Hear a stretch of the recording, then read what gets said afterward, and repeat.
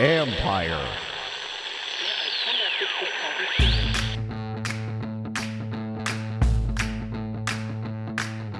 Hello and welcome to my podcast. Do me a favor, subscribe to the John Com Report wherever you get your podcast. You're watching on YouTube. Do us a big favor, folks. Hit that like button, hit that subscribe button. You can find us there as part of Empire Media. That's AMPIRE. As I always tell you, it's always much appreciated when you tune in. And I really do mean that, folks. I know there are a lot of choices out there, so I always appreciate when you pick the John Com Report. Anyway, you can also read my work on ESPN.com. I had a story up last weekend on Washington offensive coordinator Eric Bieniemy and the impact he's made already. Now, we will see what kind of impact he makes during the season, but he's definitely made one so far, and I think the offense will be better for it. Then it comes down to when do they become good? How well does Sam Howell do? And some of that stuff I got into with my guest today, Logan Paulsen, on Monday. That was part one of my conversation with Logan Paulsen. Today is part two of my conversation with the former Washington tight end turned analyst for the team. Paulsen has the Take Command podcast with Craig Hoffman. Give that a listen. He also does a lot of work with the team and Santana Moss, London Fletcher, Fred Smoot, Julie Donaldson, all of them. He does interviews with Ron Rivera that are always very revealing and insightful. So give those a listen, a watch, all that good stuff. Anyway, so Logan and I talked a lot about, again, the offense the other day, Sam Howell, expectations, levels of optimism after the spring, what he expects for the season. That's what we're doing with the defense today. Defense is further ahead, folks, and they should be. This is year 4 under Jack Del Rio and year 2 with their zone match coverage schemes, plus their top 2 picks play defense and play in the secondary. That group looked really good this spring. So we get into all that with Logan, what he thinks after the spring and what it means for the season. And again, as I reminded you the other day, I'm now down to 2 podcasts a week for the next several weeks as we kind of taper down for a month or so up until we get closer to training camp. So, but again, I'll continue to put out content that I think you guys will appreciate and enjoy.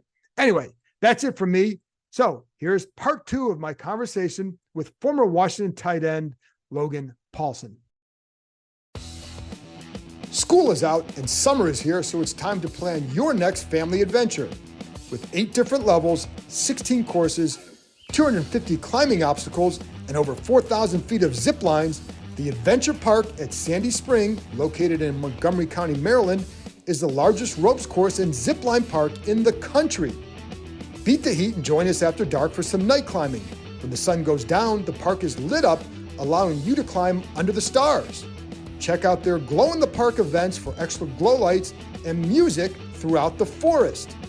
Want to keep your feet on the ground? Grab a bite to eat from the food truck and give axe throwing a try. Perfect for first-timers or experts, their projector systems allow you to throw at traditional targets, play tic-tac-toe, Connect Four, or even hunt zombies. Listeners of this show can get $5 off any ticket by entering the code KEIM23DC at checkout. That's promo code KEIM23DC, KEIM23DC. Now open 7 days a week, this is the perfect time of year to get outside and join the adventure at theadventurepark.com. One of the things that, it's funny because they are at a good spot. How much could you tell watching them that they've been in the system, not just the Jack Del Rio system, but also the zone match system now for a second year? How could you see a difference this spring just in how they looked? Gosh, yeah. I mean, yes, like definitively, yes.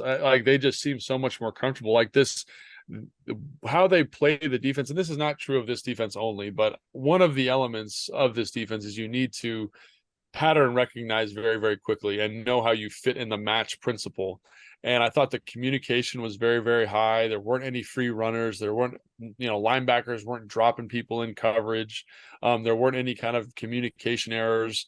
Like Emmanuel Forbes, Quan Martin did a great job of kind of being like, oh, we got this dig here. Let's pass this off. Let's get this communicated.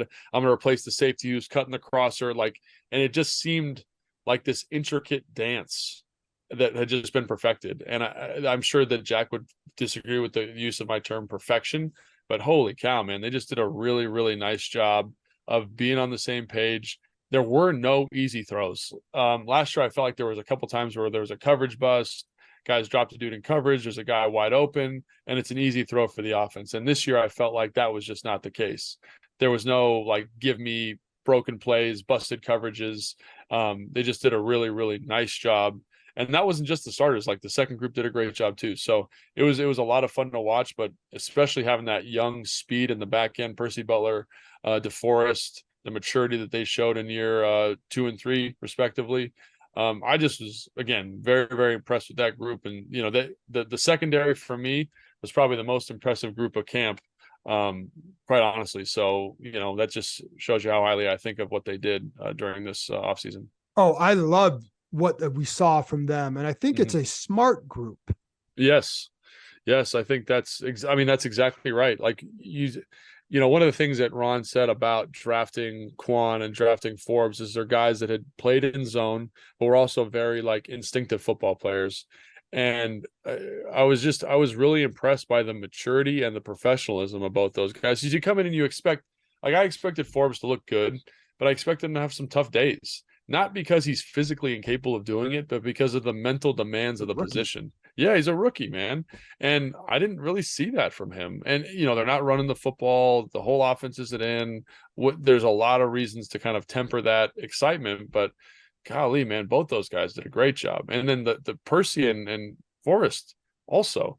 And I don't know if it's a change in coaching or a change in the coaching points, but everyone just seemed like they were very, very comfortable and on the same page in a way that was unexpected, quite frankly. So. And you know, it's funny because I bring up the smarts. Like, I think Kendall Fuller is one of the smarter corners that I've covered.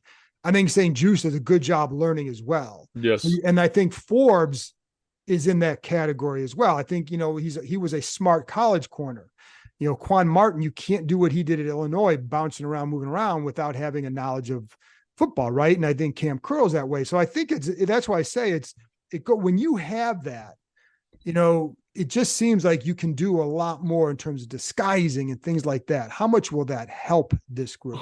I mean, you know, again, when you talk to quarterbacks, one of the most challenging things about NFL defenses now is that their ability to bounce effortlessly between coverages and not give you a definitive pre-snap look. And this group, I mean, not only can they do that from an intellectual standpoint, but from a personnel standpoint, I mean, they've got 5 safeties that could play at any given time and be comfortable. Like if Cam Crow's playing, he could basically play linebacker with, you know, Jamin or Cody or whatever.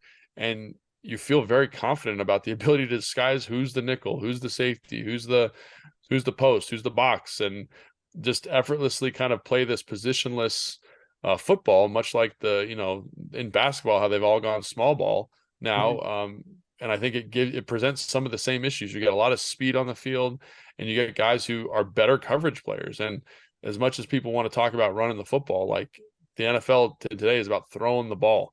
So get those guys on the field, have them build those relationships, have them disguise those coverages, and that's a dangerous proposition in my perspective. And it's funny because before they could go with a 51 with 5 D-backs. Now you could go, you know, four down, 1 linebacker, and 6 defensive backs because of the ability of Martin and Curl to be versatile in what they do. Yeah, and I think that's the thing. I did a little project on Cameron Curl, and you know, they talked about can Quan play the Buffalo nickel, and one of the things when I was doing the study at Cam is just like how special his skill set is, his ability to take on an offensive lineman with his length and then go cover a receiver or lock down a tight end, and that's a very unique skill set. And I don't know if Quan is up to that level yet, but I mean, I think that's why you bring in a guy who's very explosive, very twitched up. It'll be really interesting to see him versus the run looks, because like right now in coverage, he's amazing. Like, holy cow, he can move his feet. He matches up against receivers, that nickel overhang spot. He just looked very, very confident. But if you're going to replace Cam in the box, which Cam did an excellent job of last year, you need a certain type of mindset and a certain type of physicality, which is personally why in the draft I thought they might go a different direction, because I thought they were looking for like more of a thumper. But in terms of football player, Quan's the cream of the crop, but can he do some of that stuff in the box with the linemen, taking on tight ends, taking on a fullback if he needs to. And to me, that if he can do that, this group is going to be really, really fantastic. And that's, and I think that's where he goes. What about, we only saw Chase Young for 3 days. And what I tell people is he looked more confident in his knee, Yeah. But ultimately you're still helmets and shorts, right? Right. So, Yeah. but did you see anything from him where you say, okay, that looks good? And even though it's just, as they say, underwear Olympics, what did you see from him that maybe was jumped out to you? Well, I think my biggest question about him coming back basically was just like, where's he at with the knee? And I know it was like 2 days, of not a lot of intense work, but the burst seemed to be back. The confidence of the knee seemed to be back. He, he wasn't perfect by any stretch of the imagination, but like he had a couple nice wins in pass rush during the team period. Now those are hard for the O linemen because they don't have pads on, all that stuff. But you saw a guy who was getting back to that, if not already back to that kind of physical freak. And, he didn't have enough rushes for me to say, oh, he's definitively fixed his rush, but he had some nice wins. He looked explosive and he looked confident. And for 2 days of work, like that's kind of what I was hoping to see. Now it would be really worrisome if he came back and was limping around and not quite the same guy, but he didn't show that. He showed that he looks to be healthy. He looks to be confident, and the explosion and the athleticism, which, made him the second overall pick, seemed to be back in full form. What are your expectations? Well, sticking with him for a minute, the other thing I didn't see, Logan, was the stutter steps. I didn't watch him every snap. I didn't watch him every rep, but I didn't see that. I think that if he can eliminate that, at least consistently, that's a good thing for him. I think so too. And again, we're talking about like his rush angles. That's kind of what I'm referencing there. You didn't get enough reps to kind of say, oh, he's completely fixed this. But in terms of the reps you did see, they were good. So, like for 5 reps, you're like, okay, they're all good. So hopefully that just continues into the next phase of the offseason. What are your expectations for the defense then this season? Because one of the things too, I hear from players, like they know they finish strong. They know they always finish strong. They know they have to start fast. So, but what are your expectations? That's a really good question. I think after seeing the defense, my expectations are a little bit higher. And I always am a guy who likes to temper my expectations, but they just were so good. And I think about last year, the last couple of years, the Achilles heel for this group was just the back end they were good, but they weren't excellent.